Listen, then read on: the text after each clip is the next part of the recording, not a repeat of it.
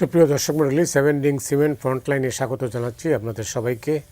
দর্শক মণ্ডলী, আমাদের সঙ্গে রয়েছেন এবি পার্টির সাধারণ সম্পাদক ব্যারিস্টার আসাদুজ্জামান ফুয়াদ। স্বাগত জানাচ্ছি ফুয়াদ আপনাকে। এরপরে আছেন doctor Rakib Al Hasan, youth leader ও রাজনৈতিক বিশ্লেষক। রাকিব, আপনাকেও স্বাগত। ফুয়াদ, আপনি জানেন যে ইউরোপীয় ইউনিয়নের বাংলাদেশের নির্বাচন পর্যবেক্ষণ করেছিল। আজই তারা একটা রিপোর্ট, তাদের ফাইন্ডিংসটা আসছে। তারা বলছে যে ওই নির্বাচনে ইঞ্জিনিয়ারিংয়ের কোনো আলামত দেখতে পায়নি, এবং তারা বলছে এই নির্বাচন গণতন্ত্র পুনরুদ্ধারের পক্ষে গুরুত্বপূর্ণ একটা ভূমিকা রেখেছে এই নির্বাচন। আপনি কীভাবে দেখেন? ধন্যবাদ। আমরা এই প্রতিবেদনকে স্বাগত জানাই। একটা বিষয় হচ্ছে যে বিদেশি সংস্থা এর আগেও দেখবেন বিভিন্ন সময়ে বিভিন্ন নির্বাচনকে সার্টিফাই করেছে। এই সার্টিফিকেশনগুলো সরকারি দলের জন্য খুবই লোভনীয় হয়, তারা এগুলোকে খুব প্রচার করে। প্রশ্ন হচ্ছে যে আমাদের নির্বাচন আমাদের সার্টিফাই করার মতো কনফিডেন্স লেভেলে আমাদেরকে আসতে হবে, এবং বাহিরের নির্বাচনের কনফিডেন্স লেভেলে প্রবলেম হচ্ছে কোথায় দেখেন, যে তৃণমূলের নির্বাচনের যে ডায়নামিক্স, সে তো এই সমাজ ব্যবস্থার মানুষ না। এই ডায়নামিক্সগুলো সে আসলে বুঝে না। সে চাইলেও একটা নির্বাচন ফ্রি ফেয়ার হয়েছে কি না এইটা সে আসলে আমলে নিতে পারবে না শুধুমাত্র কয়েকটা নির্বাচনের কেন্দ্র ভিজিট করে। ইংল্যান্ডে ধরেন, আমি তো ভোট দিয়েছি, আপনি জানেন, কমনওয়েলথ সিটিজেন হিসাবে আমরা যখন পড়তে গিয়েছি আমরা ওখানে ভোট দিয়েছি। কোনো আমেজ নাই, কিছু নাই, বাসায় চিঠি পাঠায় দিচ্ছে অমুক তারিখে ভোট, কেউ কাউকে চিনে টিনে না, টেলিভিশন দেখতেছে, অনলাইন দেখতেছে, ডিবেটগুলো ফলো করতেছে যারা একটু দেশের খোঁজখবর রাখে। সেখানে আমার সমাজ ব্যবস্থার ইয়েকে দেখেন, টোটাল লোকাল মোরাল বেস। আপনি আমার গ্রামীণ সভ্যতা কিন্তু এখনও 17th 18th সেঞ্চুরি সেই মধ্যযুগীয় গোত্র কাঠামোতে বাস করে। সেখানে একটা বিশাল জনগোষ্ঠীর নিজস্ব চিন্তা করার স্বাধীনতা এবং সেই চিন্তা মোতাবেক ভোট দেবার স্বাধীনতার ফ্রেমে সে বাস করে না। সে ডিকটেটেড হয় যে এই বাড়িতে কে কোথায় ভোট দেবে না দেবে, এবং এই কয়টা ভোট না পাইলে পরে কনসিকোয়েন্স কি আছে, বাড়ি পড়ায় দেবা। যেমন ধরেন ঝালকাঠি সদরে নির্বাচনের আগের দিন রাতে একটা দলের প্রার্থীরা গিয়ে 4টা হিন্দুর দোকান জ্বালায় দিল। জ্বালায় বলছে, তোর কমিউনিটির লোকরে বলবি কালকে ভোট যেন ঠিক মতো দেয়, নাইলে তোদের যে আরও 200 দোকান আছে ওগুলো জ্বালা দিয়ে আসবো। তাহলে চিন্তা করেন, মানে এইটা তো আপনি নির্বাচনের দিন কেন্দ্র ভিজিট করে আপনি এই রিয়েলিটিটা বুঝতে পারবেন না। ফৌজদারি অপরাধ হয়েছে, আপনার এটা কোনো বিচার হচ্ছে না, কোনো সিচুয়েশন আমলে নেওয়া হয় নাই। এরপরে দেখেন, আমরা বারবার যেটা বলেছি নির্বাচনে, যেমন আমার অভিজ্ঞতা থেকে দেখেছি, লেভেল প্লেইং ফিল্ডের যে ঝামেলাটা হয়, যে এলাকাতে আমার লোকজন ধরেন ভোট চাইতে গেছে, এলাকাতে বাড়িতে বাড়িতে পথ থেকে চটথাপ্পড় দিয়ে বাড়িতে থেকে বাড়ি করে দিচ্ছে, এলাকায় মানে পাঠায় দিচ্ছে। এখন এই জিনিসটা ইউরোপিয়ান কাঠামোতে বড় হয়েছে, সেই জিনিসটা বুঝবে কিভাবে? এখন এটা আমাকে কাঠামোগতভাবে ভোটে পিছায় দিচ্ছে না প্রত্যেকটা জায়গায়। দুপুরের পরে ধরেন ভোট কেন্দ্রে আসতেছে, যেই দেখতেছে যে এরা হয়তো অমুক মার্কার ভোটার, আমাকে হয়তো ভোট দেবে না, বাড়ি থেকে বলতেছে, এই চাষি খালা জানতো ভোটার দেওয়া লাগবে না, বাড়ি যান। তো দেখা গেল 3-4 জন মিলে এলাকার দুষ্ট লোকরা যখন 2-4টা ধমক দিয়ে দিবে, লোকজন আলটিমেটলি বাড়িতে চলে যাবে। কেনা বেচার জায়গা আছে, টাকা পয়সা লেনদেন আছে। এবার মধ্যে এরকম ছিল না, প্রচুর হয়েছে, গ্রামেগঞ্জে এগুলো প্রচুর হয়েছে। এটা হচ্ছে মানে আপনি যারা ভোট করছে, ভোট করে যারা বিরোধী দলের জায়গা থেকে ভোট করছে, তারা এই জায়গাটা বুঝবে। এটা হচ্ছে কে কোন এলাকাতে শক্তিশালী। আবার বিরোধী দলের প্রার্থীরা যেখানে শক্তিশালী, ওই ক্ষমতাটা আবার সে ওখানে ব্যবহার করে। তো সমাজ কাঠামোতেই এই গোত্রীয় মাতব্বরি, ক্ষমতা প্রদর্শন, মাসল শো করা, টাকা পয়সার লেনদেন, এগুলো সবগুলো আছে। এই কাঠামোতে আপনার স্বাধীনভাবে একটা ভালো নির্বাচন হবার যত শর্ত, এই সমাজে তার কোনো শর্ত উপস্থিত না। অতএব কাঠামোগতভাবেই এখানে ভালো নির্বাচন হওয়া সম্ভব না। নির্বাচন কমিশন দেখবেন কোনো রোল প্লে করে না, রাষ্ট্র ভোট একটা ভালো নির্বাচনের কোনো দায়িত্ব নেয় না। সে মনে করে আমি তো ব্যালট বাক্স পৌঁছাই দিয়ে আসছি, মানে আমি লেখাপড়ার দায়িত্ব নিচ্ছে না, পরীক্ষা নেওয়ার দায়িত্ব রাখছে। সেটা কীভাবে সম্ভব? সেটা সম্ভব হচ্ছে, যের আগে আমি বলেছি যে আপনার নির্বাচন কমিশনকে দায়িত্ব নিয়ে ভোটার বানাইতে হবে। নির্বাচন কমিশন যেটা করে, 18 বছর বয়স্ক মানুষের একটা তালিকা করে। 18 বছর বয়স্ক মানুষের তালিকা মানে সে ভোটার না। ভোটার একটা চিন্তার বিষয়, একটা এম্পাওয়ারমেন্টের ব্যাপার, একটা সিদ্ধান্ত নেওয়ার ব্যাপার। এটা তো ঠিক করতে পারবেন না। এটা পারবে, কেন পারবে না? এটা পুরো রাষ্ট্রযন্ত্র যদি সিদ্ধান্ত নেয় যে আমার দেশের মানুষকে আমি নাগরিক বানাবো, যেটা আমরা বারবার বলেছি যে আপনি বাসিন্দা থেকে নাগরিকে কনভার্ট না করা পর্যন্ত এই রাষ্ট্রটা রিপাবলিক হবে না, যেটার জন্য আমরা লড়াই করেছিলাম। আমার মুক্তির লড়াইতে কি বলা ছিল যে আমি একটা ফ্রি, ইন্ডিপেন্ডেন্ট, ডেমোক্রেটিক রিপাবলিক প্রস্তাব করছি, ৭১-এর ঘোষণাপত্রে লেখা ছিল। কিন্তু আপনি রিপাবলিক করার চেষ্টা তো করছেন না। আপনি কাঠামোগতভাবে রাজনৈতিক দলগুলো হচ্ছে রাজনৈতিক দল। এইখানে তো মোটামুটি কোনো নির্বাচনই হতো না, তো তার মধ্যে যে নির্বাচনটা হয়ে গেল, সেই নির্বাচনের কথায় যে পর্যবেক্ষণ তারা করেছে, তারা কিন্তু অতীতে অনেকগুলো নির্বাচন পর্যবেক্ষণ করে নাই।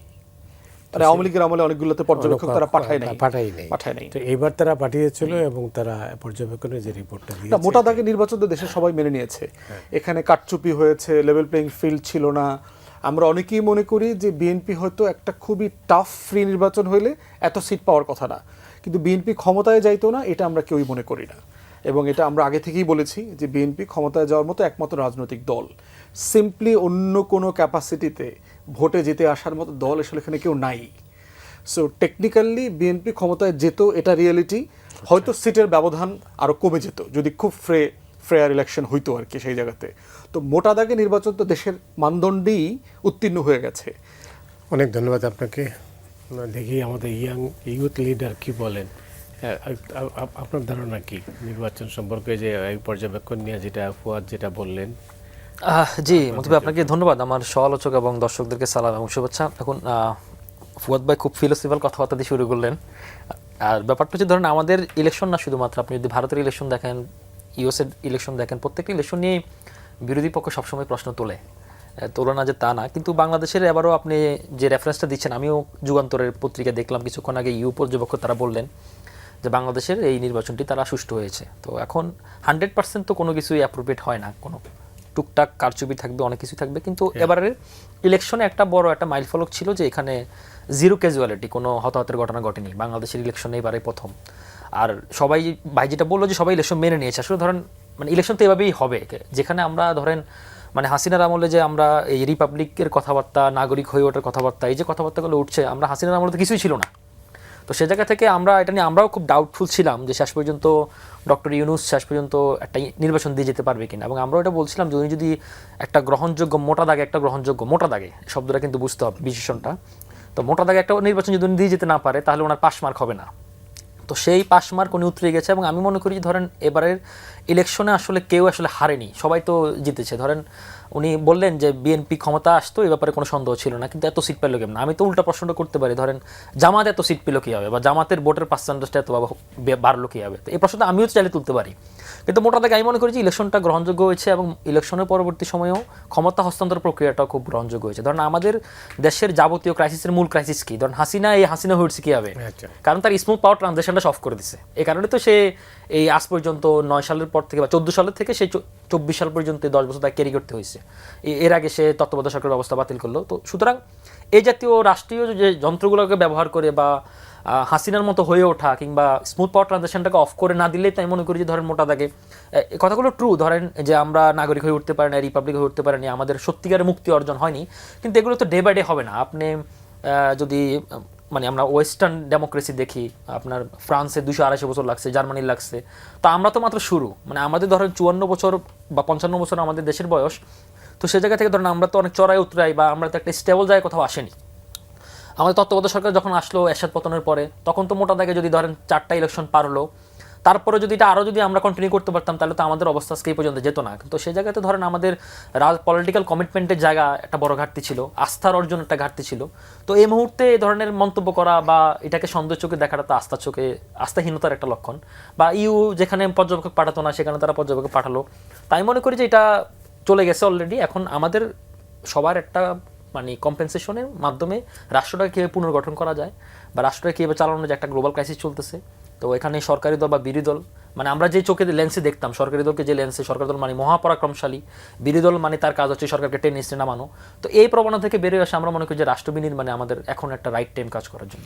অনেক ধন্যবাদ আপনাকে। ফুয়াদ, আপনার আমি জানি যে আপনি এটা ভালো বলতে পারবেন, বাংলাদেশের গণতন্ত্রের মূল সমস্যা কি? ওই যে আগে যেটা বলছিলাম আর কি, গণতন্ত্রের মূল সমস্যা হচ্ছে যে আপনার গণতন্ত্র ফাংশন করে কোথায় দেখেন। আমাদের যে প্রফেসর আব্দুর রাজ্জাক জাতীয় অধ্যাপক ছিলেন, তিনি হ্যারল্ড লাস্কের অধীনে পিএইচডি করতে গেছিলেন, পিএইচডি থিসিস জমা দেন নাই। তো পরে ওই থিসিসটাই কিন্তু বই আকারে আসছে, পলিটিক্যাল পার্টিজ ইন ইন্ডিয়া। তো ওখানে কিন্তু উনি ডিটেল বলছেন যে, এবং ওনার কনক্লুশন হচ্ছে রাজনৈতিক দল হবার যে শর্ত, এই শর্ত ভারতবর্ষে এক্সিস্ট করে না। কারণ যেই গণতান্ত্রিক কাঠামোর লড়াই, সভরেন্টির লড়াইয়ের মধ্য দিয়ে জনগোষ্ঠীকে মানে জনগণ হয়ে পলিটি আকারে হাজির হইতে হয়, সেটা ভারতবর্ষে হয় নাই। আমরা মোটা দাগে দেখবেন সবাই মোটামুটি বিদেশি শাসক দ্বারা শাসিত হয়েছি। এই 47 থেকেই মোটামুটি আমরা যার যার সেলফ গভর্নেন্সে আসছি। তাও সেলফ গভর্নেন্সে দেখবেন যে আপনার সেন্ট্রাল এশিয়া থেকে বিভিন্ন জায়গা থেকে শাসক গোষ্ঠী আসছে, স্টেবল হয়েছে, তারা সেটেল ডাউন করেছে, তাদের এই বংশধারা এখানে রয়ে গেছে। তো সেইখানে হচ্ছে যে এই সংকটটা ভারতবর্ষ পুরো কলোনিয়াল জায়গাতে রয়ে গেছে। দ্বিতীয় হচ্ছে কলোনি যেটা করেছে, জমিনদারি সিস্টেম থেকে শুরু করে পার্মানেন্ট সেটেলমেন্ট, আমাদের ব্রিটিশ কলোনিয়াল রেজিম, ইনস্টিটিউশন ডেভেলপমেন্টের কারণে যেটা হয়েছে যে প্রতিষ্ঠানগুলো লোকালাইজড হয় নাই। এই প্রতিষ্ঠানগুলোর সাথে আমরা পরিচিত না, আমাদেরকে চাপিয়ে দেওয়া হয়েছে। এমন একটা ভাষা চাপিয়ে দেওয়া হয়েছে যে ভাষাটার সাথে আমি পরিচিত ছিলাম না, অথচ আমার শত শত বছরের জ্ঞান ভাণ্ডার আছে। এই জ্ঞান ভাণ্ডারকে সাডেনলি নাই করে দিয়ে বলা হচ্ছে তোমাকে এখন লেখাপড়া করতে হবে এই ভাষায়, এবং এটার জ্ঞানের সূত্র হচ্ছে ইংল্যান্ড, ইউরোপ। অথচ আমার নিজস্ব জ্ঞান ভাণ্ডার থেকে আমাকে বিচ্ছিন্ন করে ফেলেছে। রেজাল্ট কি? আমার পরিচয় সংকট। এই জন্য দেখবেন যে আমার সমাজে যে এই ছেলেমেয়েটা মাদ্রাসায় পড়ে অথবা বাংলা মিডিয়ামে পড়ে, সে একটা হীনমন্যতায় ভোগে। কিন্তু যে ছেলেমেয়েটা ইংলিশ মিডিয়ামে পড়ে, সে কোনো কারণ ছাড়াই নিজেকে অনেক গুরুত্বপূর্ণ মনে করে, দেখবেন কোনো কারণ ছাড়া। সে খুব বেশি জানে ব্যাপারটা তা না। কারণ কি? সে ওই মনিবের চাকর, যেই মনিব একসময় এই দেশের রাজা ছিল।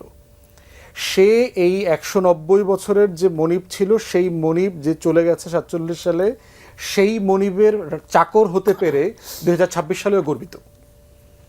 এখন এই যে ইনফিরিয়রিটি কমপ্লেক্সে ভুগতেছে এই সোনার বাংলার সন্তানরা, এই ইনফিরিয়রিটি কমপ্লেক্সের ভিতর থেকে তো আপনি নাগরিক হতে পারবেন না, আপনাকে এটা ওভারকাম করতে হবে।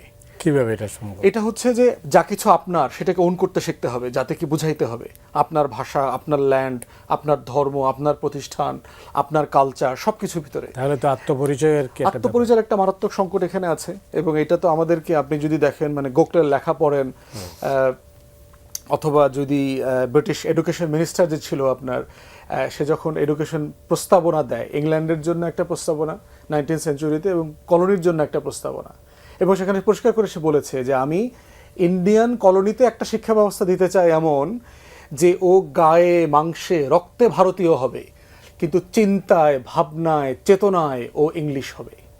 এবং সেটা তাই হয়েছে। আপনি দেখেন আমার দেশের এত নদী, আপনি আমাদের দেশের ছেলেমেয়েদেরকে বুড়িগঙ্গা সম্পর্কে একটু লিখতে বলেন, বলতে বলেন, দেখবেন বুড়িগঙ্গা নিয়ে তার যত না ফ্যাসিনেশন আছে, থেমস নদী নিয়ে অথবা প্যারিসের শোন রিভার নিয়ে অথবা মিসিসিপি হাডসন রিভার নিয়ে তার দিকে অনেক বেশি ফ্যাসিনেশন আছে। অথচ আমার নদীকে সে ওন করে না, আমার কাশফুল তাকে আপন মনে হয় না।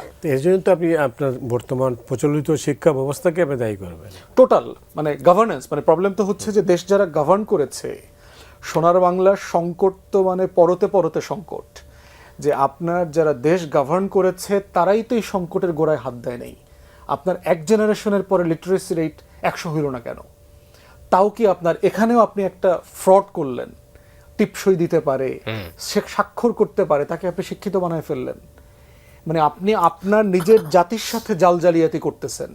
আপনি চান না যে সে লিখতে পারুক, পড়তে পারুক, বুঝতে পারুক, এরকম কেপাবল নাগরিক হন। আপনি আপনার শিক্ষার সংজ্ঞায় তাকে পঙ্গুত্বের ডেফিনেশনে নিয়ে আসছেন, এবং এই পঙ্গুত্বের ডেফিনেশনটাকে আপনি রাষ্ট্রীয় প্রোটোকলে নিয়ে আসছেন। কেন? কারণ এই ডেফিনেশনে প্রভুরা টাকা দেয়, পশ্চিমারা টাকা দেয়, যে আপনার এই চাকর বাকরদেরকে, যেহেতু ওরা লেখাপড়া জানে না, কৃষকের সন্তান, জেলের সন্তান, ওরা গ্রাম থেকে আসছে, ওদেরকে আপাতত টিপসইটাই শেখানো হোক, স্বাক্ষর করতে শেখানো হোক। আপনি রেভলিউশনারি নেশন কীভাবে তৈরি করবেন? ইয়েতে দেখেন, চায়নাতে দেখেন, কিউবাতে দেখেছি, ইরানে দেখেছি, এবং আফগানিস্তান এটা করেছে। পরিবর্তনের পরে আপনার লেখাপড়া, স্কুল প্রতিষ্ঠান 2-3 বছরের জন্য তারা সাসপেন্ড করে দেয়। সাসপেন্ড করে দিয়ে তার মতো করে, তার জাতিসত্তার আকাঙ্ক্ষা মোতাবেক করে সে লেখাপড়ার কারিকুলাম তৈরি করে, সিলেবাস তৈরি করে। আমরা কি করেছি? আমাদের 71-এর মুক্তির লড়াই পরে কি আমরা একটা দেশ গড়তে চাইছি যে আমার রিপাবলিক করার জন্য কীরকম বই দরকার, কীরকম কারিকুলার দরকার, কোন কোন সিলেবাস পড়তে হবে? কিছুই করিনি। আপনি জানেন যে যে দেশে সরকার বদলের সঙ্গে সঙ্গে ইতিহাস পাল্টে যায়, তো সেই দেশে আপনি এই চর্চা কিভাবে হবে? ওই যে সংকটের কথা বলছেন, মানে এই সংকটের এগুলো হচ্ছে আদি পাপ, আমাদের অনেকগুলো আদি পাপ আছে আর কি। আমি আসছি আপনার কাছে, এটার সাথে কিছু যোগ করবেন? না, আমি একটু একটা জিনিস একটু যোগ করতে চাই। আমি ডিসএগ্রি করবো না ফুয়াদ ভাইয়ের সাথে। ধরেন ফুয়াদ ভাইয়ের করেন, কথাগুলো- ডিসএগ্রি করেন, অসুবিধা কি? না, অসুবিধার কিছু নাই।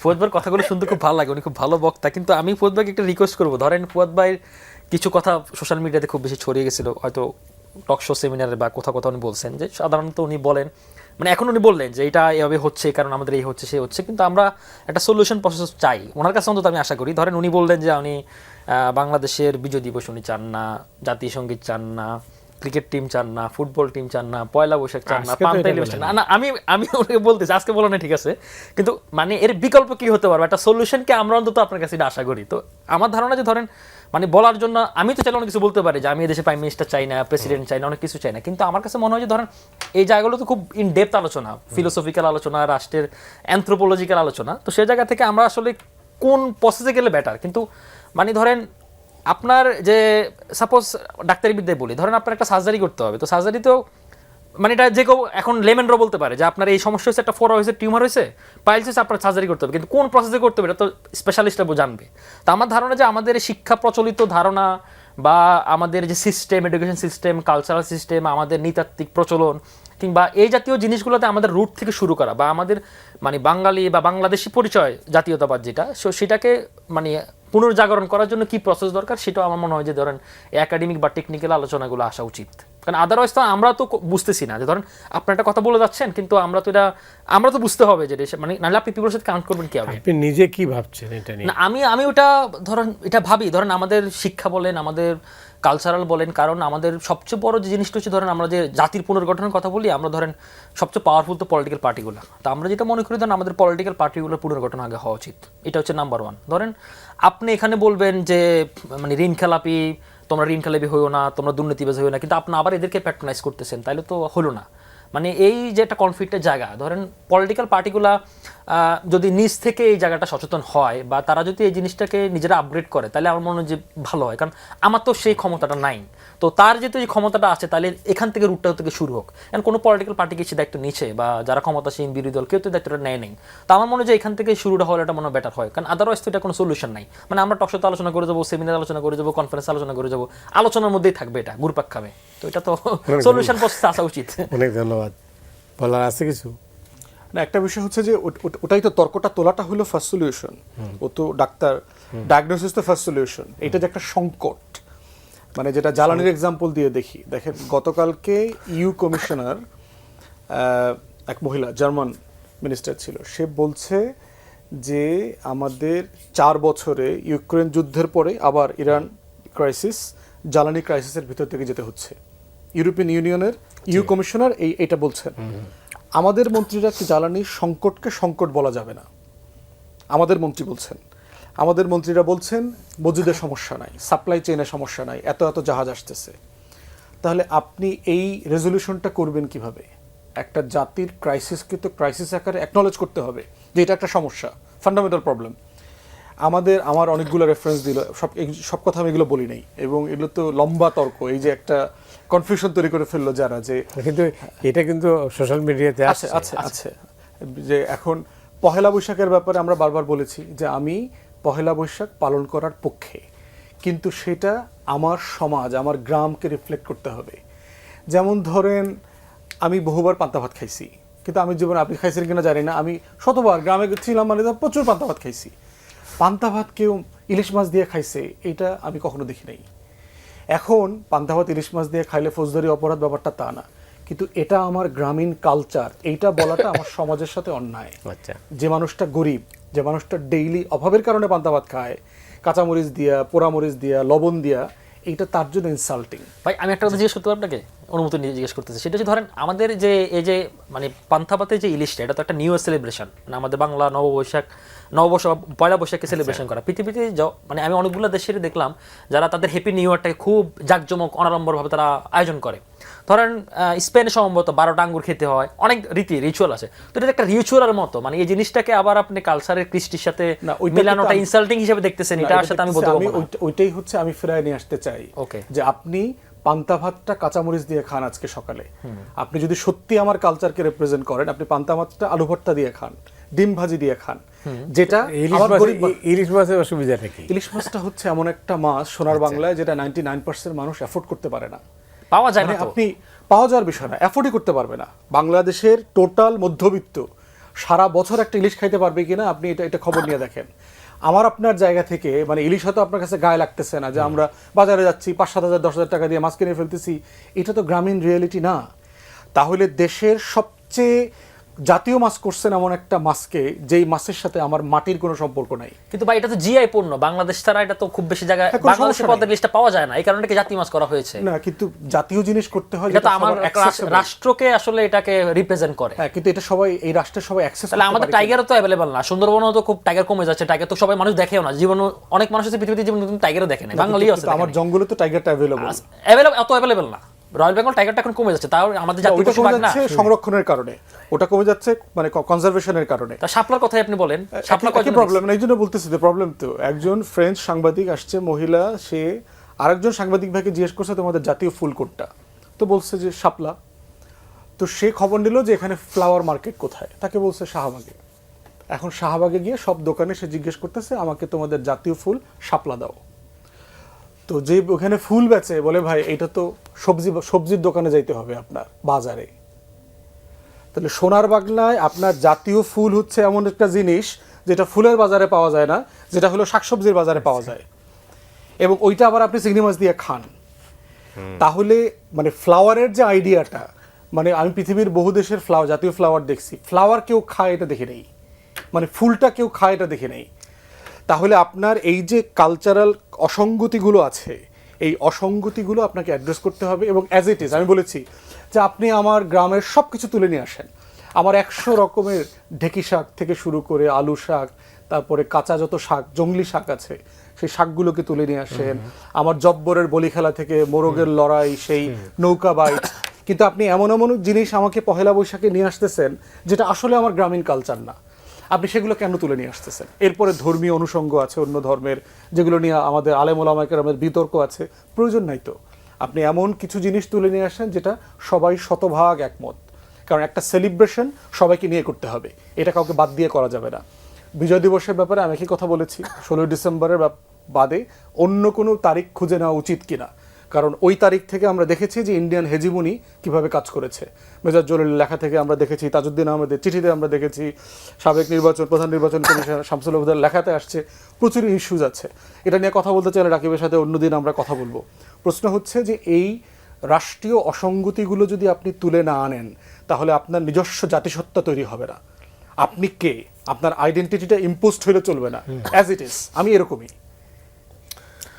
ওয়েল, অন্য প্রসঙ্গে যাই। সেটা হচ্ছে যে আপনি জানেন এই গত 24 ঘন্টায় একটা খবর দেখছি, সেই খবরটা হচ্ছে যে হঠাৎ করেই দেখছি যে জঙ্গি হামলা হতে পারে আশঙ্কা, এরকম অনেক খবর আছে, জঙ্গি তৎপরতার খবর আছে, এটা বেশ কিছুকাল এটা মানুষ ভুলে গিয়েছিল। এটার কারণটা কি? এর পিছনে কি কোনো কারণ আছে, বিশেষ কোনো কারণ আছে? খুব ইন্টারেস্টিং বা সেন্সিটিভ আলাপ। যাই হোক, আমি একটু বলি, সেটা হচ্ছে আজকে প্রধানমন্ত্রী তথ্য এবং সম্প্রচার উপদেষ্টা ডক্টর জাহিদুর রহমান তিনি প্রেস ব্রিফিং করে বলেছিলেন যে যেসব জঙ্গিরা বেরোয় গেছে তাদেরকে আবার সরকার ধরবে বা আইনের আওতায় আনবে, বিচার করবে, এই জাতীয় কিছু একটা উনি বলছেন। এটা সাম্প্রতিক সময় কয়েকটা পত্রিকার নিউজে আমরা দেখতেছি যে এক্সট্রা সিকিউরিটি ফোর্স করা হচ্ছে, পুলিশ আইজিপিকে ইনফর্ম করা হচ্ছে, র্যাবকে ইনফর্ম করা হচ্ছে, মানে এক্সটার্নাল সরকারি যে বাহিনীগুলো ইন্টারনাল এদেরকে ইনফর্ম করা হচ্ছে। এটা সম্ভবত তেহরিকে পাকিস্তান বা এই জাতীয় কোনো একটা বিমান বাহিনী জনিত। আমি জাস্ট নিউজগুলোই পড়লাম, কিন্তু ইন্ডিয়াতে আমি কিছু জানি না। কিন্তু ব্যাপারটা এটা কি জুজুর ভয় কিনা আমি জানি না, বা সত্যি সরকারের কাছে এরকম কিছু আছে কিনা, বা থাকলেও সরকার মানে এটা তো সরকারের ইন্টারনাল সিকিউরিটি, তো সরকার এটা তো ফলো করে বলতেছে, মানে আমি কোনো মিনিং খুঁজে পাচ্ছি না। কিন্তু যদি এরকম কিছু থেকে থাকে তাহলে সরকারের অ্যালার্ট হওয়া উচিত, এবং সরকার রিগার্ডিং যতগুলো ব্যবস্থা নেওয়া দরকার সেটাই আশা করি সরকার নেবে। 8টা বিমানবন্দরে অ্যালার্ট জারি করা, আমি সেটা বললাম, শুধু তাই না, আরো অনেক মানুষের মধ্যে আতঙ্ক, একটা আতঙ্ক। আমি সেটা বলছি, সেটা কি জুজুর ভয় কিনা আমি জানি না, বাট এই মুহূর্তে সরকার সরকার যদি জুজুর বই করতে যাচ্ছে তাহলে সরকারের লাভটা কি? সরকার তো কোনো লাভ নাই, সরকারের বয়স মাত্র 2 মাস, সরকার এমনিতেই হাম এবং জ্বালানি নিয়ে আসে বিপদে। আগের সরকারগুলো তো এটাই করেছে। আগের যখন সরকার হাসিনা সরকারের প্রেক্ষাপট তো ডিফারেন্ট ছিল, সেটা হচ্ছে ধরেন সে একটু জঙ্গি তত্ত্ব উঠাতে পারলেই কিছু মানুষকে গ্রেপ্তার করতে পারতো, কিছু মানুষকে বন্দী করতে পারতো, রাজনীতিক অস্থিতিশীল তৈরি করতে পারতো, যারা রাজনীতি করতো তাদেরকে রাজনীতি করার অফ করার সুযোগ পেতো, টকশো থেকে ধরে নিয়ে আসার সুযোগ পেতো, বাসা থেকে ধরে নিয়ে আসার সুযোগ পেতো। এখন তো এখন দেখা যায়নি, এখনো পর্যন্ত কিছু দেখা যায় না, এখনো পর্যন্ত কেউ হয় না যে টকশো করে গ্রেপ্তার হয়ে যাচ্ছে। বা অল্প আগেই বললেন যে সবাইকে গ্রেপ্তার করা হবে বলছে।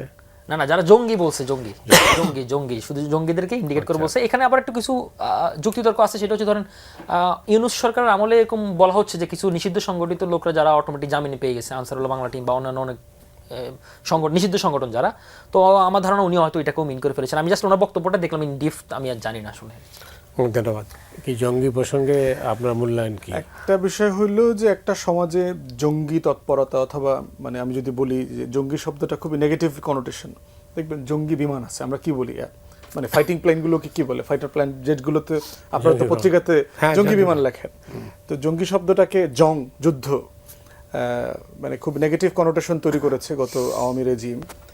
একটা বিষয় হচ্ছে যে কোনো সমাজে প্রান্তিক চিন্তার লোক আছে, থাকবে সব সমাজে, এবং এক একটা সমাজে ভিন্ন ভিন্ন কারণ এবং উপকরণের কারণে নতুন করে এই এক্সট্রিম চিন্তাগুলো ডেভেলপ করে। এই যে দেখেন ট্রাম্পের সাংবাদিকদের ডিনারে যে লোকটা শ্যুট করলো, তো হাইলি এডুকেটেড লোক, সে তার স্কুলে বেস্ট টিচারও হয়েছে। তো সে বলছে যে আমি ট্রাম্পকে দেখলে আমার মাথায় আগুন জ্বলে মানে রক্ত উঠা যায়, মানে বয়লিং পয়েন্টে চলে যায়, সে সহ্য করতে পারতেছে না এটা, এবং সে অস্ত্র হাতে তুলে নিয়ে গেছে। তো এখন হোয়াইট সুপ্রিমেসিস্ট যে প্রবলেমটা আমরা ইউরোপ আমেরিকাতে দেখেছি, মাস শুটিং, যখন তখন যারে তারে গিয়ে 5-7-10 জন 20 জনকে মেরে ফেলা, এই ঘটনাগুলো দেখেছি। এখন এই প্রান্তিক চিন্তাগুলোর থেকে কোনো সমাজ মুক্ত না, আমাদের সমাজও না। প্রশ্ন হচ্ছে কোন ধরনের পরিস্থিতিতে কি ধরনের প্রান্তিক চিন্তার জন্ম নেয়, সেই উপকরণগুলো আলোচনা জরুরি। বাংলাদেশে অথবা তার চারপাশে এমন কি ঘটনা ঘটেছে সাডেনলি, যেটার কারণে ধরেন এই প্রান্তিক চিন্তাটা গত 1 সপ্তাহ ধরে তুলতে পারে? কি হইতে পারে? যেমন আগেরগুলো দেখেন, আপনারা যেটা সাক্ষী, তসলিমা নাসরিন কাণ্ডটা দেখেন। আচ্ছা, আমি কি থামতে পারি একটু?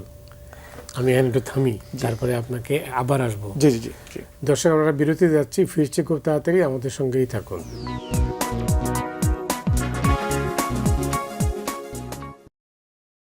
সুপ্রিয় দর্শক মণ্ডলী, আপনারা দেখছেন ফ্রন্টলাইন। আমাদের সঙ্গে রয়েছেন ব্যারিস্টার আসাদুজ্জামান ফুয়াদ, রাকিব আল হাসান। ফুয়াদ, আপনার কাছে আপনার বক্তব্য শুনছিলাম, আজকে আমার থামতে হয়েছিল।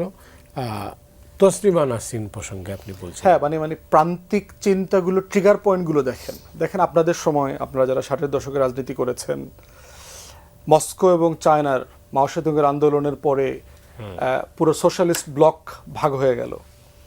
বাংলাদেশে এবং পশ্চিম বাংলায় নকশাল মুভমেন্ট শুরু হলো। এটা রেজাল্ট হিসেবে আমাদের এখানে পূর্ব বাংলা কমিউনিস্ট পার্টি, সর্বহারা, তারপরে হচ্ছে কমরেড তোহারা একটা অংশ অস্ত্র হাতে তুলে নিল।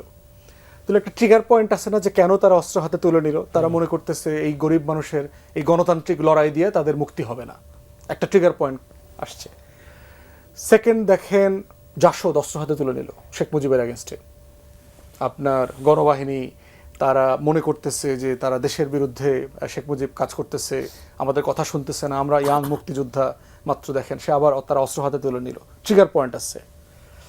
বাবরি মসজিদের ঘটনার পরে দেখবেন বাংলাদেশের আলেম সমাজের একটা অংশ, আফগান ফিরোত মুজাহিদ, যারা 80-র দশক পুরোটা জুড়ে আফগানিস্তানে রাশিয়ার বিরুদ্ধে যুদ্ধ করেছে, জিহাদ করেছে, যেভাবে দেখেন তারা ফিরে আসছে। এর একটা অংশ কিন্তু অ্যাক্টিভ হয়ে গেছে, যে হিন্দু বিদ্বেষী, মন্দির বিদ্বেষী, এরকম একটা অ্যাটিটিউড ডেভেলপ করছে তাদের ভিতরে। তসলিমা নাসরিন একটা ট্রিগার পয়েন্ট, ইসলামের বিরুদ্ধে যাচ্ছে তাই লেখাজোখা করবার কারণে বাংলাদেশের ইসলামপন্থী জনগোষ্ঠী অনেকে এটাতে আঘাতপ্রাপ্ত হয়েছে। 1 থেকে 6 যেটা বড় ঘটনা ঘটেছে সেটা হচ্ছে 9/11 ন্যারেটিভ, ওয়ার অন টেররের ন্যারেটিভটা আমেরিকা, পশ্চিমারা, নেটো কান্ট্রি, সারা দুনিয়ার মুসলিম দেশ এবং মুসলিম মাইনরিটি যারা আছে সব জায়গাতে এটা চাপিয়ে দিয়েছে। সেই রকম একটা ট্রিগার পয়েন্টের জায়গা যদি গুলো দেখেন, যে আব্দুর রহমান, বাংলা ভাই, হুজি, এবং এদের ব্যাপারে এভিডেন্স আসছে, এরা দেরাদুনে ট্রেন্ড, অস্ত্র আসছে, মজুদ আসছে ওখান থেকে, তারা রেগুলার যাতায়াত করতো, মানে পশ্চিম বাংলার সালাফি আলেম যারা রয়ের সাথে একসাথে মিলে কাজ করছে, দেওবন্দের কোনো কোনো আলেমদের এখানে কানেকশন যোগসূত্র পাওয়া গেছে। তাহলে বাংলাদেশে ২৬ সালের এপ্রিল মাসের ট্রিগার পয়েন্টটা কি? মানে বাংলাদেশের আলেম সমাজ কি কারণে সার্টেনলি মনে করছে যে আমার এখন একটা এক্সট্রিম চিন্তা করতে হবে, একটা এক্সট্রিম মুভ করতে হবে? কার বিরুদ্ধে করবে, কি করবে? আপনার ধারণা কি? মানে ওটাই তো বলতেছি যে আমি বোঝার চেষ্টা করতেছি যে জঙ্গিপনা রাইজ করবে, যে এটার ইমিডিয়েট ট্রিগার পয়েন্টটা কি, মানে কোন ঘটনার কারণে এই ঘটনাটা ঘটতেছে? বাংলাদেশের সরকার কি গত 2 মাসে আলেম ওলামাদেরকে নির্যাতন করছে অথবা মার্জিনালাইজ করার চেষ্টা করতেছে, মাদ্রাসা বন্ধ করে দিয়েছে, মসজিদ বন্ধ করে দিয়েছে, এরকম কিছু করছে? ইসলাম বিরোধী কিছু করছে? করে নাই তো। তাহলে আপনার কি কারণে তারা জঙ্গিপনার দিকে যাবে? কি কারণ? আপনি দেখেন নির্বাচনের ঠিক আগে ডিসেম্বর মাসে প্রথম আলো, ডেইলি স্টার, ছায়ানট, উদীচিতে সাডেনলি অ্যাটাক করলো। কোনো মেকসেন্স করে না, স্টেজড ঘটনা, মানে প্রপারলি একটা স্টেজড ইনসিডেন্ট। যেভাবে ট্রাম্পের এই ডিনার অ্যাক্সিডেন্ট যেটা ঘটেছে ইনসিডেন্ট, তার ইলেকশনের আগে দেখবেন সে একই ঘটনা আরেকবার করছে, তার কানের উপর দিয়ে গুলি চলে গেছে, ইলেকশনে সে জিতছে, টোটাল ইমোশনাল ড্রাইভ করেছে আমেরিকান সোসাইটিকে। তাহলে আমাদের সমাজে প্রান্তিক চিন্তার মানুষ নাই, অথবা দুষ্টামি করার লোক নাই, অস্ত্র হাতে তুলে নেবে না এরকম লোক যে নাই, এটা বাস্তবতা না, এটা আছে। কিন্তু আমি বোঝার চেষ্টা করতেছি গত ২০-২৫ বছরের ২০০১-এর পর থেকে যে জঙ্গি ন্যারেটিভ সারা দুনিয়াতে চলছে, আওয়ামী লীগ যেটাকে চালিয়েছে ১ থেকে ৬ বিএনপি জামাত সরকারের সময় যেটা দেখেছে, এবং তারা খুবই এটা প্রশাসনিকভাবে জুডিশিয়ালি এটা তারা ম্যানেজ করেছে, বিচার আচার করেছে, ফাঁসি দিয়েছে। এখন সেরকম কোনো ঘটনা আমি দেখতে পাচ্ছি না। তাহলে সাডেনলি ট্রিগার পয়েন্টটা কোথায়? কেন এটা কথা বলা হচ্ছে এখন? যেহেতু আগের ঘটনাগুলো ঘটছে, এই রাষ্ট্রের জঙ্গি নাটকের ব্যাপারে আমরা তো অভ্যস্ত। নিরপরাধ তরুণ যুবকদেরকে আটকায় রেখে, দাড়ি চুল বড় করে, কালো পাগড়ি পরায়, ওই যে দায়েশের কালো পতাকাওয়ালা জিনিস দিয়ে ছবি তোলায়, ফ্রেম বানায়, অনলাইনে আপনার প্রোফাইল তৈরি করে, তারপরে আপনি একটা বিল্ডিংয়ে নিয়ে আটকায় রাইখা তারপরে ব্রেকিং নিউজ করে দিলেন যে এখানে জঙ্গিরা এসে পালাইছে, মানুষগুলোকে পরে গুলি করে মেরে ফেললেন। এই নাটক তো আমরা দেখে অভ্যস্ত হয়েছি। হাজার হাজার মানুষকে দাড়িওয়ালা, এখন যেটা হচ্ছে এটাও কি এই সেই নাটকের বিশ্বাস করা মুশকিল। মানে এই জন্য বলছি যে আমি যেটাকে মানে একটা বিশ্বাসের যোগ্য জায়গাতে পড়বো, তার পড়ার কোনো উপকরণ পাচ্ছি না। তাই আমার অনুরোধ হচ্ছে মাননীয় প্রধানমন্ত্রী, বিরোধী দলীয় নেতা, তাদের এই এজেন্সিগুলোকে ডাকা দরকার। এখন তো ডিএমপির কাউন্টার টেরোরিজম ইউনিট এটা ব্রিফিং করেছে, তাকে ডাকা দরকার, ডেকে এজেন্সির ইনফরমেশন শেয়ার করা দরকার। এই ইনফরমেশনটা আমার যে অন্য এজেন্সি আছে, ডিজিএফআই, এনএসআই, এসবি, ডিবি যারা আছে, তাদেরকে দিয়ে ক্রস চেক করানো দরকার, ইন্ডিপেন্ডেন্টলি ক্রস চেক করানো দরকার। এবং এই পুরো প্রসেসের সাথে বিশ্বাসযোগ্য সম্মানিত আলেম ওলামায়ে কেরাম যারা আছেন, যারা মানবাধিকার কর্মী আছেন, আন্তর্জাতিকভাবে সুনাম সুখ্যাতি আছে, ভালো আইনজীবী আছেন, এই প্রত্যেককে নিয়ে একটা কোঅর্ডিনেশন টিম করা দরকার। তা না হলে হচ্ছে মানুষ অ্যাবিউজের শিকার হবে, জুলুমের শিকার হবে, রেজাল্ট ভালো হবে না। দেশের ভিতরে এই নাটক আপনি এখন আর খাওয়াতে পারবেন না। This drama period is over. অনেক ধন্যবাদ আপনাকে।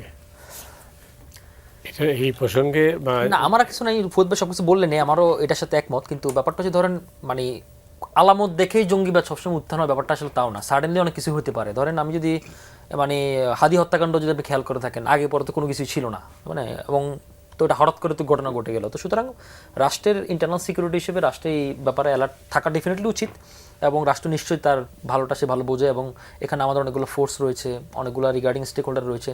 তো সেটাকে সমন্বয় করে সরকার কাজটা করবে, কিন্তু এখানে যেন কোনো জুজুর ভয় না দেখানো হয়। আমার কথা হচ্ছে সেটা, কারণ মানে পাবলিককে ট্রিগার করতে কোনো লাভ নেই। যদি এরকম কিছু মানে এভিডেন্স যদি নাই থাকে, তাহলে তো ট্রিগার করার কোনো লাভ নেই। এটার উদ্দেশ্যটা কি?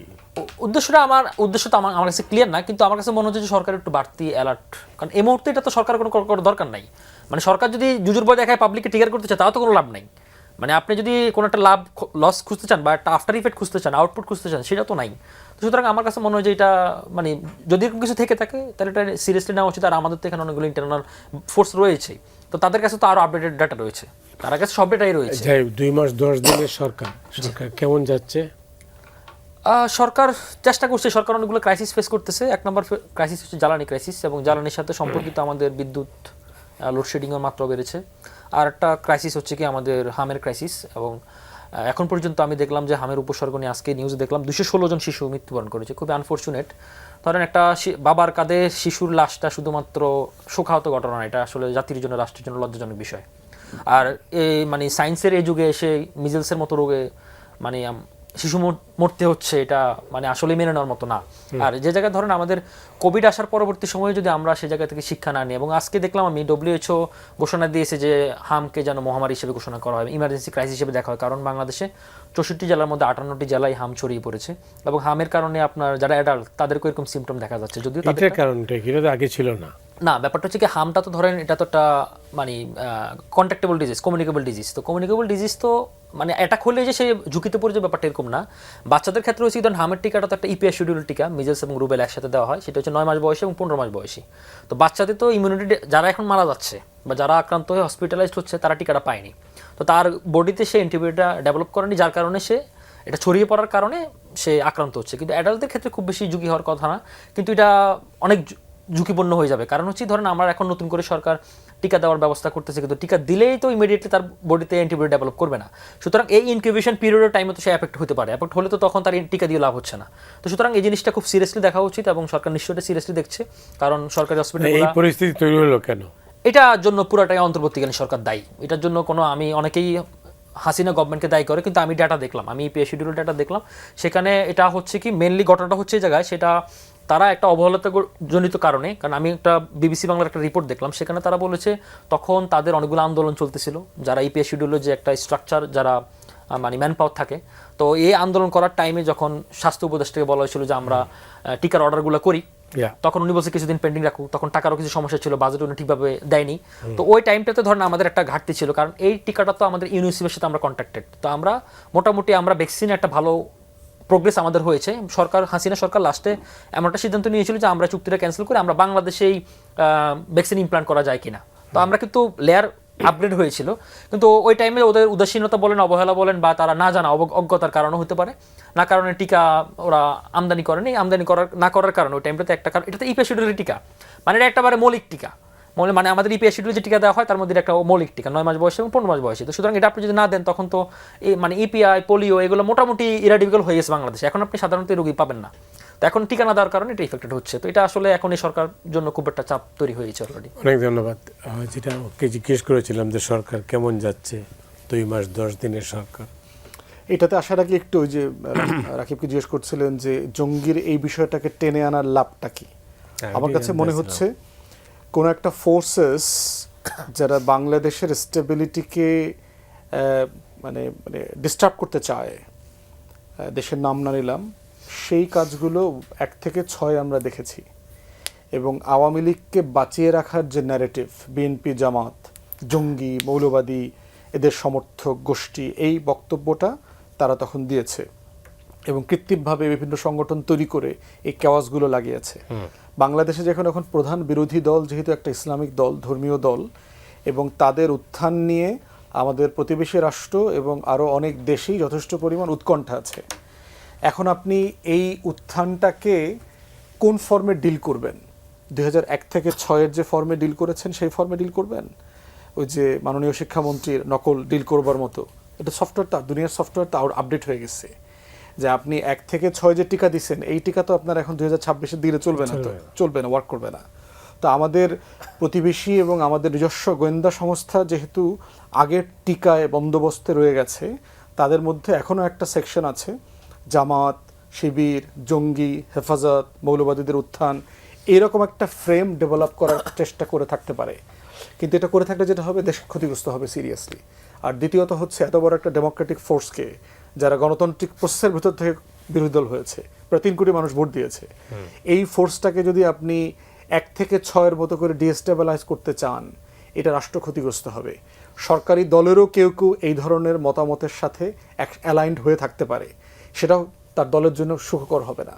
তাই আমরা বলছি যে এটা ওপেন তর্কের মধ্যে নিয়ে আসেন, আলাপের মধ্যে নিয়ে আসেন, সিরিয়াস তর্ক হোক। পার্লামেন্টে এখন স্ট্যান্ডিং কমিটি হয় নাই, আমরা চাই মাননীয় প্রধানমন্ত্রী সহ নিজের আগে বসুক, বিরোধী দলের নেতা সহ এই বিষয় নিয়ে কথাবার্তা বলুক, প্লাস এরপরে কমিটি করে নিজের আলাপ করতে হবে যে ওই সংস্থা এই সংস্থা এইটা বলছে এবং অ্যাকশনে চলে যাইতে হবে, এইটাতে যাওয়া যাবে না। আমাদের এই নাটকটাকে ক্রেডিবল আকারে ডিল করতে হবে, আদারওয়াইজ সবাই মিলে ক্ষতিগ্রস্ত হব। সরকার কেমন করছে? সরকারের কেমন করার বিষয়টা হচ্ছে যে একটা তো হচ্ছে জুলাই সনদের জায়গা, পিওরলি পলিটিক্যাল ইস্যু, যেই বিষয়গুলোতে আমরা সবাই বোধ করছি যে বিএনপি তার ওয়াদা খেলাফ করছে, বিশেষ করে গুরুত্বপূর্ণ রিফর্মের যে প্রস্তাবনাগুলো আছে সেগুলো তারা ড্রপ করেছে এবং যেসব ব্যাপারে তার কোনো নোট অফ ডিসেন্ট ছিল না। তো সেইটা সার্টেনলি আমাদের জন্য ভালো অবস্থায় নাই। ক্রাইসিসের ব্যাপারে রাকিব দুইটা গুরুত্বপূর্ণ ক্রাইসিসের কথা বলেছে। আমার থেকে মনে হয়েছে এর থেকে বড় ক্রাইসিস হচ্ছে অর্থনীতি। দেশের অর্থনীতির অবস্থা মোটেই ভালো না। খসরু ভাই আমার খুব প্রিয় মানুষ, রাকিব জানে, আমরা একসাথে প্রচুর কাজ করেছি আওয়ামী লীগের সময়। কিন্তু খসরু ভাইয়ের ব্যাপারে আপনার পশ্চিমাদের ভালো দৃষ্টিভঙ্গি থাকলেও আপনি জানেন তাইওয়ান ইস্যুকে কেন্দ্র করে কিন্তু চায়নার সিরিয়াস রিজার্ভেশন আছে ওনার ব্যাপারে, এবং ওনাকে তখন মাননীয় প্রধানমন্ত্রী যিনি ছিলেন মরহুমা বেগম জিয়া, ওনাকে কিন্তু ক্যাবিনেট থেকে করতে হয়েছে আর কি, অব্যাহতি দিতে হয়েছে। তো টাকা আসলে আছে কোথায়? পশ্চিমারা আপনাকে কয় টাকা দিতে পারবে? টাকা তো আসলে এখন চায়নার কাছে, ভারতের কাছেও টাকা নাই, পশ্চিমাদের কাছেও টাকা নাই। এরপর যুদ্ধের কারণে তারা তো আরো বেশি ক্ষতিগ্রস্ত হয়েছে। তো সেই জায়গাতে আমরা দেখলাম যে রিলেশনশিপে একটা ঘাটতি আছে। সুপার পাওয়ার এত গুরুত্বপূর্ণ, যার কাছে প্রচুর টাকা আছে, এই জন্য আপনি খেয়াল করেছেন কিনা ফখরুল ভাই এবং প্রফেসর তিতুমির দুজনে মিলে কিন্তু বেইজিং গেছে, এবং যখন আইএমএফ থেকে ফেরত আসছে লোন ছাড় না পেয়ে, তাহলে ওইখানে তো ফখরুল ভাই যাওয়ার কথা না, ওনার প্রোটোকল তো এটা পড়ে না এলজিআরডিতে, তাহলে সেখানে অর্থমন্ত্রী যেতে পারেন নাই ওই টেকনিক্যাল সম্পর্কের জায়গাতে। দ্বিতীয়ত সরকার যেখানে ডিফিকাল্টির ভিতরে আছে, ফাইন্যান্স রিলেটেড, ইকোনমি রিলেটেড কিছু প্রস্তাবনা সংস্কার ড্রপ করার কারণে আপনার যারা ডেভেলপমেন্ট পার্টনার আছে, বাংলাদেশে অনেক ডিপ্লোম্যাট আমার কাছে কনসার্ন ব্যক্ত করেছেন যে তারা খুবই হতাশ। ধরেন এই যে ব্যাংক রেজলিউশন আইন কেটে যেটা অ্যামেন্ড করে আপনার ক্রিমিনাল অলিগার্কদেরকে আবার মালিকানায় ফেরত নিয়ে আসার পথ তৈরি করে দেওয়া, লিমিটেশন অ্যাক্ট যেটা করেছে, এরপরে জুডিশিয়ারি প্রশ্নগুলো যেগুলো আসছে, এরপর হচ্ছে বাংলাদেশ ব্যাংকের গভর্নরকে নিয়ে যেটা করা হয়েছে। আপনি জানেন যে মনসুর ভাই ওয়ার্ল্ড ব্যাংক আইএমএফের কাছে খুবই ক্লোজ সার্কেলে, উনি ওনাদের সাথে একসাথে কাজ করেছেন। ওনার অপসারণ এবং একজন দলীয় লোককে হুট করে ওখানে নিয়ে বসায় দেওয়া, এই প্রত্যেকটা জিনিস নিয়ে আপনার, এবং এনবিআর রেভিনিউ করার যে প্রস্তাবনা এর সময় ছিল আপনার 2 ভাগ করে যে রিফর্ম করা, এটাও তো সরকার ড্রপ করেছে। এই প্রত্যেকটা কাজের কারণে যেটা হয়েছে, ডেভেলপমেন্ট এজেন্সি যারা আছে দুনিয়াতে তারা খুবই এখন কনসার্ন যে আসলে তাকে আমরা ক্রেডিট লাইনটা যেটা আছে এটা আমরা ফার্দার দিব কিনা, এইটার একটা প্রশ্ন আছে। থার্ড যেটা সরকারের সাথে আপনার দ্বন্দ্বের জায়গা আছে, সেটা হচ্ছে যে সরকার যে পপুলার আইডিয়াগুলোতে টাকা খরচ করছে এখন, আপনার এই যে কৃষক কার্ড, ফ্যামিলি কার্ড, তারপরে হচ্ছে ঋণ মৌকুফ করা, এই প্রকল্পগুলোর সাথে সরকার ওয়ার্ল্ড ব্যাংক এবং আইএমএফ একমত না। তারা বোধ করছে তোমার এখানে ক্রাইসিস চলতেছে, তোমার ফান্ড নাই, তুমি বাজেট করতে পারবে না, ট্যাক্স কালেকশন হচ্ছে না ভালোভাবে, ঠিক তেমন একটা জায়গায় তুমি খরচের নতুন নতুন এভিনিউ তৈরি করতেছো। এইটা অর্থনৈতিক যে প্রস্তাবনা, অর্থনৈতিক যে বাস্তবতার সাথে যাচ্ছে না।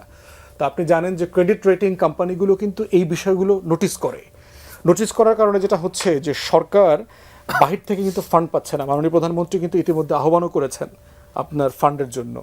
সেখানে তাকে 41,000 কোটি টাকা অলরেডি ডোমেস্টিক মার্কেট থেকে, ব্যাংক থেকে লোন নিতে হয়েছে, 20,000 কোটি টাকার মতো ছাপাইতে হয়েছে, আরও 25,000 কোটি টাকা ছাপানোর চিন্তাভাবনা চলছে। তো এইটা যেটা করেছে, আমার পুরো ম্যাক্রো ইকোনমি কিন্তু আন্ডার সিরিয়াস স্ট্রেস। তো এইটা মানে আপনি বলতে চাচ্ছেন যে সরকার ভুল পথে হাঁটছে। ভুল পথে মানে অসঙ্গতিপূর্ণ পলিসি, মানে একটা পলিসির সাথে, একটা কাজের সাথে আরেকটা পলিসি মিলছে না। আমি বলছি আমার টাকা নাই কিন্তু আমি খরচের খাত বাড়াচ্ছি। আমি বলছি যে আমার ট্যাক্স আদায় হচ্ছে না কারণ এখানে সংস্কার দরকার, কিন্তু সংস্কারের প্রস্তাবনাগুলো আবার বাতিল করে দিচ্ছি। তো এই যে একটার সাথে আরেকটা কন্ট্রাডিক্ট করছে, এই অসঙ্গতিগুলো আমার ম্যাক্রো ইকোনমিকে সিরিয়াসলি স্ট্রেসের ভিতরে ফেলতে পারে। শেষ করব, বলেন। জি, আমি শেষ একটু অর্থনীতি এবং ডিপ্লোমেসি বিষয়টা অ্যাড্রেস করি। দেখুন, আসলে এই সরকার যখন দায়িত্ব নিল ফেব্রুয়ারি মাসে 17 তারিখ, তো এই সরকার বাজেট দিবে আগামী মাসে। তো ধরেন 3.5 মাসের মতো সে পুরনো বাজেটে তার চলতে হচ্ছে। আর সিরিয়াস ইকোনমিক ক্রাইসিসটা এখন থেকে না, এটা হাসিনা লাস্ট আমল থেকেই আমাদের ইকোনমিক ক্রাইসিসটা শুরু হয়েছে। বিশেষ করে আপনার হাসিনার পতনটা যদি দেখেন, তখন সে 1.5 বিলিয়নের 3টা কিস্তির জন্য আইএমএফের কাছে একেবারে ছটপট করে ছুটছিল, চায়নার কাছে গেল, একদম পতনের আগে চায়নার কাছে গেল, চায়নার কাছে টাকা পেল না। আর এই মুহূর্তে সরকার আসলো, যখন এই সরকার আসার পরে শুরুতে তার 52,300 কোটি টাকা শুধুমাত্র বিদ্যুতে চার্জ দিতে হয়েছে।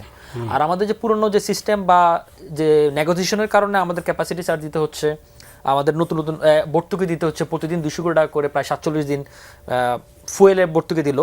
আর উনি একটা কথা বলছেন ফুয়াদ ভাই, যে পপুলার আইডিয়ার সাথে অনেকগুলো দেশে একমত না, ফ্যামিলি কার্ড বা অন্যান্য কিছু। আমি একটু আপনার সাথে একটু অ্যাড্রেস করি সেই জায়গাতে, যে আমাদের ফ্যামিলি কার্ড বা যে সোশ্যাল সেফটি যে মেজারগুলো সে নিচ্ছে, সেগুলোকে যে আমাদের সমাজ কল্যাণে যে বিদ্যমান যে সমাজ কল্যাণে যে সিস্টেমগুলো রয়েছে, এখানে আমাদের 1 লক্ষ লাস্ট বাজেটেই 1,16,000 কোটি টাকা হচ্ছে কি এখানে ইনক্লুডিং পেনশন।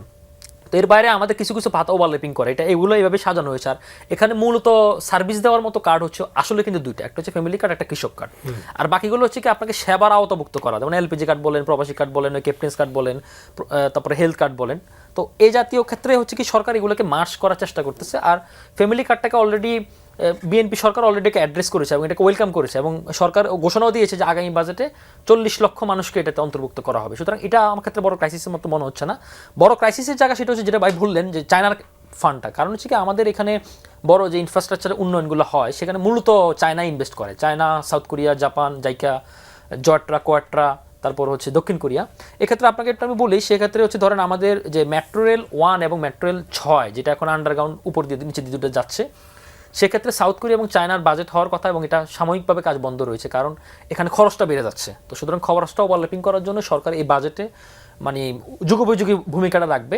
আর চায়নার কনসার্নটা আসলে জরুরি, কারণ চায়নার ইনফ্রাস্ট্রাকচারে আমাদের এটা লাগবে, অন্যান্য সহযোগীগুলো লাগবে, সাউথ কোরিয়া বলেন, জাপান বলেন। তো সেক্ষেত্রে আমি মনে করি যে সরকার তার বহুমুখী নীতিটাই অ্যাপ্লাই করবে, এবং এক্ষেত্রে কিছু করার নাই আসলে। আর আমাদের হচ্ছে ধরেন লাস্ট গত 1.5 বছরে কোনো এফডিআই আসেনি। তো নতুন নতুন এফডিআইকে আনার জন্য নতুন যাদেরকে আনতে হবে, বিদেশি সংস্থা বা দাতা সদস্য বা ডোনার পার্টনার, তাদেরকে আশ্বস্ত করার একটা বড় জায়গা রয়েছে। তো সেই জায়গা থেকে আমি মনে করি সরকার এই জিনিসগুলো ধীরে ধীরে উতরে উঠবে। রাকিব আল হাসান, আপনাকে অনেক ধন্যবাদ। আসাদুজ্জামান ফুয়াদ, আপনাকে অনেক ধন্যবাদ। অন্য একদিন এই বিতর্ক চলতে পারে, আর বিতর্ক হওয়া উচিত আর কি। বাজেটের সময় ইনশাল্লাহ আমরা আলোচনা করব। অবশ্যই। সুপ্রিয় দর্শক, আমরা এখানেই শেষ করছি আজকের মতো। আপনারা সবাই ভালো থাকুন।